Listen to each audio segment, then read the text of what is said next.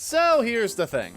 Conventions are more popular now than they ever have been before. While in the past they were often seen as sad wastes of time by nerds with no life, like you, nowadays they're a common part of fandom culture. You're almost expected to take part in them. However, while most conventions are just a group of fans getting together to share their love of something, or huge events hosted by massive companies, sometimes you get a convention that is truly disastrous. Last month, I made a video covering a handful of disaster cons, and it kinda jump-started my channel. Thank you all very much for that, by the way. Mwah. Now subscribe to the channel. Not a day has gone by where someone has not suggested a convention for a potential part 2. And seeing how I just did 2 large-scale deep dives, I think I deserve a bit of a break. So let's take things easy this time around as I go over some more crazy conventions.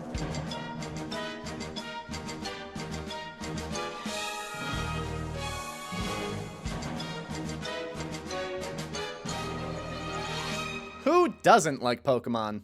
And here is a picture of cute little Pikachu, and he's being energized by an energy ball. And now you notice he's not quite so cute anymore, and his little satanic tail is really erect. Oh.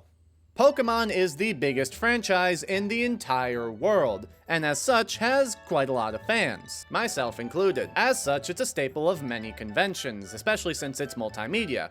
So you have video game conventions, anime conventions, manga conventions, or just general pop culture conventions that Pokemon can make appearances for. And it was because of that success that in summer of 2024, Kirk Allen and his mother Maritas Allen decided to make a Pokemon convention in the Philippines. That's right, we're going international, baby! Pokeverse 2024, suggested by the Phantom Wolfie, is our first story today.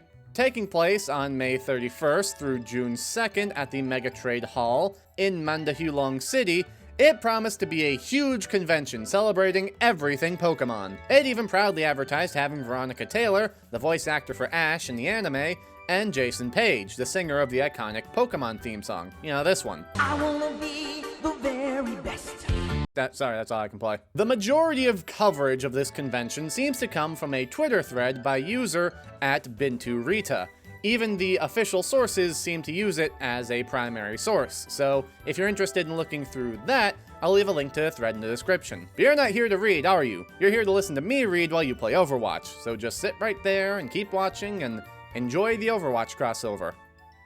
You're playing as Tracer, aren't you, you fucking pervert? This saga begins by explaining that the tickets were, as is common in most of these cases, very overpriced. The tickets were priced from 1,000 pesos for a single day pass to 19,500 pesos for a 3-day VIP pass, or $16 to $316 respectively. For context, a single ticket to that year's ToyCon, a very large pop culture convention in the Philippines, would be around 500 pesos, with a full 3-day pass being 1,300 pesos, or roughly $8 and $21 respectively. Which is kinda crazy now that I think about it. This is like the Philippines equivalent of Comic-Con, and you are not getting into Comic-Con for anywhere near that cheap. Are the beloved mega corporations price gouging us? Surely that can't be so. According to Kirk, the reason behind these higher than normal prices are so that he could hire super strong security. He has to pay for their steroid injections, you see. But that's not all. Pokeverse also collaborated with a couple of companies. Caloscope, an NFT company, and Frigga, a Lucky Charm shop that sells feng shui objects. So basically 2 legal scam companies. The con began on May 31st, and it was already a mess. Despite the website advertising that children 5 and under get in free, when you got there, it said that children 12 and under got in free. And since convention tickets are usually bought ahead of time, if you're, say, a mother of an 8-year-old who bought your tickets online, well, that sucks for you, pal. No refunds. The people who bought that coveted 3-day pass weren't safe either. See, the plan was for every day of the convention to have a different colored wristband. Red, blue, and green. That color combination is a common motif in the Pokemon series. However, everyone who got the 3-day pass only got 3 red wristbands, which would have meant that they couldn't have gotten in any other day. Keep that would tucked away for later, and also remember that I said would have. And finally on this mess of an opening, the ribbon cutting ceremony, which was supposed to be at 10 a.m., didn't happen until 12. Why? I don't fucking know, they just didn't do it for some reason. But at last, the ribbon was cut, and people were finally allowed to experience the splendor of Pokefest. Oh god, oh, what happened? Oh no. Uh-oh. Well, what do you expect from this series? First, let's talk about probably my favorite letdown in this entire story. The first thing that you see when you enter the building. In my time researching this very niche topic, I've learned to be very cautious of vaguely defined promises. So, to people who are fans of Pokemon, let me ask you something. What do you think a starter wall would be? Like, you're going to a Pokemon convention, you see they're advertising a starter wall. What do you even think that's supposed to be? Well, I'll tell ya. A single plush of Squirtle, Charmander, and Bulbasaur in front of a mural in an otherwise empty room. You couldn't even get a fucking Cyndaquil up there? Oh, I'm sorry, there was also a Pikachu table, which had like 5 Pikachu plushies. I have no idea what this was supposed to be. I can't imagine that this is what they were intending, but I also can't imagine what they were intending. My best guess is that it was maybe supposed to be a photo op with people in costume. But like, you can get a Bulbasaur costume pretty easily nowadays for like a couple $100. If I wanted to, I could have Squirtle behind me right now, and frankly, I wish I did for the bit, now that I think about it. The rest of the con was similarly empty, with not too many dealer tables, and the ones that were pretty small, outside of the ones for those companies that partnered with the con. However, to be fair, there was a small area full of Pokemon memorabilia, and a game room for people to play Pokemon Stadium, Coliseum, and for some reason, Pokemon Blue. Who goes to a convention and starts playing an RPG? I just don't understand. They must have realized how empty this looked because starting on day 2, they took a couple of cheap carnival games and just kinda shoved them in a corner to fill space and give people something to do. Probably my favorite picture of this entire convention, though, is the art gallery, where you could purchase paintings. The catch? They're all the way over there. Why is it so far? Why not just move the table closer? Well, the answer is simple, actually. They had something to hide. Despite what Rita's Twitter thread says, and also probably what the con wants you to think, this is not a Pokemon art gallery, because there are almost no Pokemon paintings here. Outside of a Jolteon and a Pikachu and some random ass bitch dressed like a Psyduck, most of these paintings are just normal paintings. Well, okay, this isn't that normal, but still, why is this at a Pokemon convention? Is this really all you could get? It's also kinda sad given how they treated actual Pokemon artists. One of the artists at the convention, Marie Angelique, made a very long post detailing her time with the convention, saying that Kirk and Marites barely advertised any of the artists and tucked them away in an empty corner of the con, where they received very little foot traffic, so it was hard for them to get any sales. However, probably the worst thing to happen at the convention was the attack. Yes, the convention was assaulted by a man, nay, a cryptid known as Anglala King Ravioli.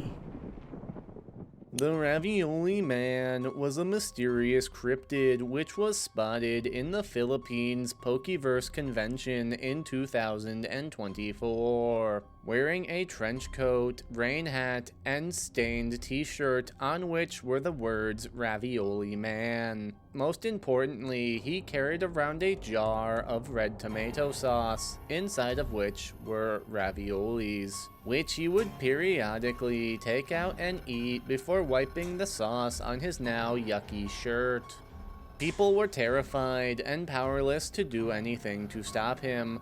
This was until he approached a table at the convention. The spooky Ravioli Man took a sponge out of the jar of tomato sauce and attempted to wipe it on one of the tables. The clearly terrified security was forced to escort him off of the premises. However, the Ravioli Man was simply too powerful, remanifesting himself back in the convention only moments later despite the promised high-end security. To this day, the people of the Philippines live in fear, for he could truly return at any moment.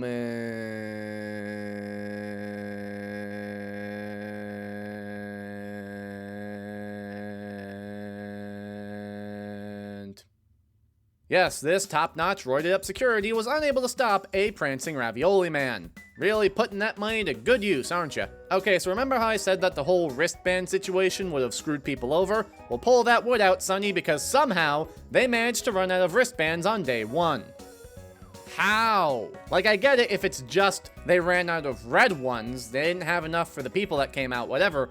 How do you run out of the blue and green ones? You didn't give them to anyone. Did you just not buy them? Maybe that's why they only gave the red ones to people on day 1. They literally did not have any to give. Also, they didn't supply any changing rooms for a cosplay contest that they were having on day 2.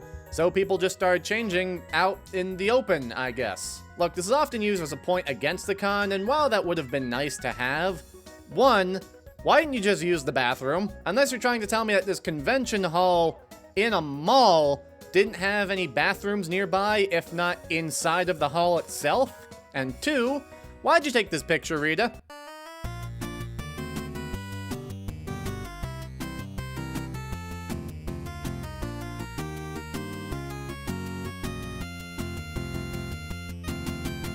The final thing worth talking about in this convention is the infamous Make-A-Wish stage incident. See, Pokeverse partnered with the Make-A-Wish Foundation, a charity which gives terminally ill children the chance to live out one of their dreams.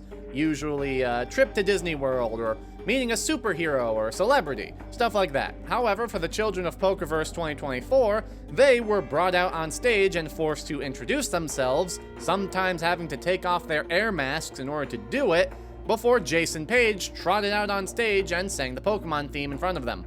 And that was it. I cannot find footage of this anywhere, and frankly, while I would like to at least have something to show here other than just this image, it's probably for the best that I can't find this, because from the description it does sound very painful to watch. And that's the end of the convention. There are a couple things I didn't talk about for the sake of brevity, so if you want to learn more about everything that went wrong here, check the description for that Twitter thread.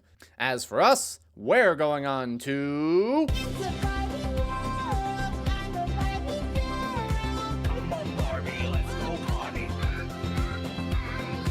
This one was requested by BreadNX9FO, and it's not hard to see why. See, in a way, I feel like I owe most of my relative success to this convention happening when it did. I had no idea this was happening as I posted that original video. It's just pure coincidence that it dropped the same day that this story went mainstream. I mean, Critical posted his video on the subject right as I was uploading my video about other disastrous conventions. So I can't help but feel like that mainly carried it through the algorithm, which helped me go from getting hundreds of views a video to thousands. Again, thank you for that. Mwah. So as thanks, kinda, I think it's time that we give this story the attention that it deserves. So, July 21st, 2023. Mattel dropped the Barbie movie to commercial success and critical However, mostly thanks to the Barbenheimer meme, where you would watch this movie and Oppenheimer on the same night, this marked the first time that Barbie was culturally relevant since 1997. I'm a Barbie girl in a Barbie world. Deciding to strike while the iron was hot, Mattel immediately, frantically, steamrolled directly into making an official Barbie convention. Mind you, there already is a very well-established Barbie convention, the National Barbie Doll Collectors Convention, which had been running yearly since 1980. But hey, if they partner with them, they can't take all the money for themselves, so fuck it, let's get some con men. Get it? Mischief Management were the people that Mattel hired to organize this cash grab, and boy howdy did they get into some mischief, but we'll talk about that later. July 16th, 2025. A new Instagram called Barbie Dreamfest begins posting images and videos advertising a convention of the same name, set to happen in Fort Lauderdale, March 27th to 29th of the following year. Honestly, going through this account is kinda surreal. It's just a series of extremely similar ads, weird pseudo-memes, and maybe every 3 months a brief summary of what to expect. Obviously overpromising. Look at this stage that they're showing off. I wonder if that's what it's going to look like. The page didn't really start picking up steam until it started to advertise its guests, such as Emily Calandrelli, host of the TV series Exploration Outer Space, Angel Reese, a women's basketball player, and most prominently, Serena Williams. It's around this point when the hype train started rolling, and they started promising big things. like an interactive Barbie dream house. Explore a larger-than-life version of Barbie's iconic home. An 80s disco roller rink. An ultimate Barbie fashion show. And a Beyond the Stars exhibit. A cosmic celebration of astronaut Barbie's impact on science, technology, and exploration. Ah yes, I remember when astronaut Barbie helped capture the first image of a black hole. With all of these famous guests and fantastic amenities, you'd probably expect to be paying a bit of a premium to get in. And you would be right. A ticket for a single day would cost you $72 or $33 if you're a child. For all 3 days, you're looking at $152 for an adult or $78 for a child. But then, ooh boy, you got the Pink Pass and the Dream Pass, costing you $252 and $425, respectively. They're 3-day passes, just with a couple of extra trinkets thrown in.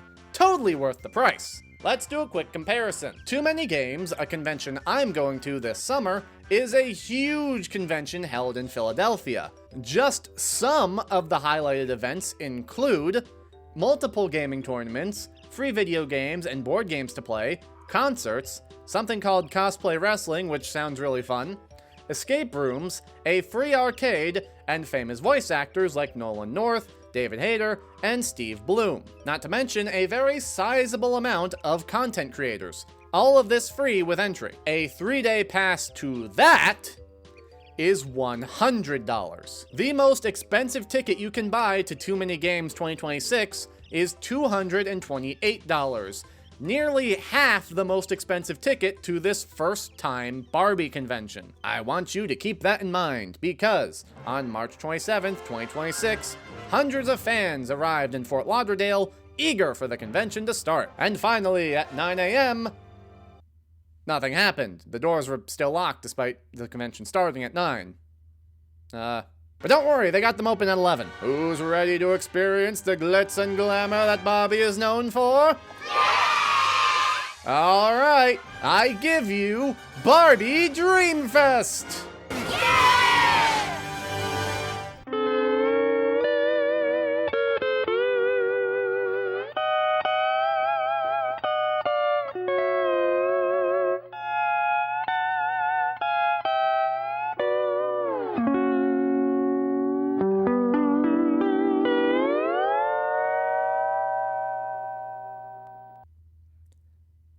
Yeah, can you imagine being the poor fool who bought the Dream Pass and walked in to see this? An empty gray warehouse, barely decorated, with the most minimal effort ever. Looks more like Barbie's dream gulag. By the way, here's your disco roller rink. And here's your larger-than-life version of Barbie's iconic home. Barbie's maid wouldn't even live here. I think the funniest thing about all of these pictures is the horribly disappointed faces that everyone is making in them. Even the children seem to realize that something's not right here. Oh, and remember those extra trinkets you get for buying the VIP passes? Here you go.